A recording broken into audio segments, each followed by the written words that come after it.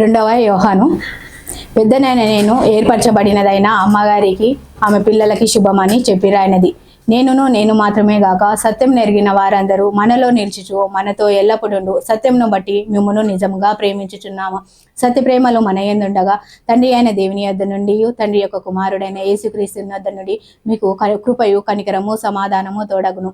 తండ్రి వలన మనం ఆజ్ఞ పొందిన ప్రకారము నీ పిల్లలో కొందరు సత్యం అనుసరించి నడుచుకొనుచుండుట కనుగొని బహుగా సంతోషించుచున్నాను.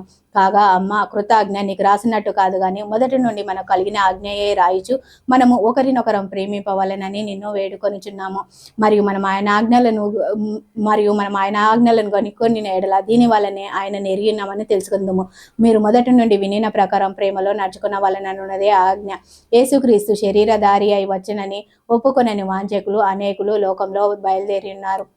అట్టివాడే వాంఛకుడు క్రీస్తు విరోధి అయి ఉన్నాడు. మేము మీ మధ్య నెరవేర్చిన కార్యములను మీరు చెడగొట్ట కనుక పూర్ణఫలం పొందినట్లు జాగ్రత్తగా చూచుకొనుడి. క్రీస్తు బోధ యందు నిలిచి ఉండక దాన్ని విడిచి ముందుకు సాగు ప్రతివాడును దేవుని అంగీకరింపనివాడు. ఈ బోధ యందు నిలిచి ఉండువాడు తండ్రిని కుమారుని అంగీకరించువాడు.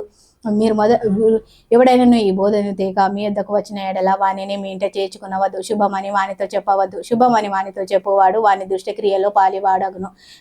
అనేక సంగతులు నీకు రాయవలసి ఉండగా సీరతోనూ కాగితంతోనూ రాయ మనసు లేక మీ సంతోషం పరిపూర్ణమవునట్లు ముఖాముఖి కలుసుకొని మాటలాడ నిరీక్షించుచున్నాను.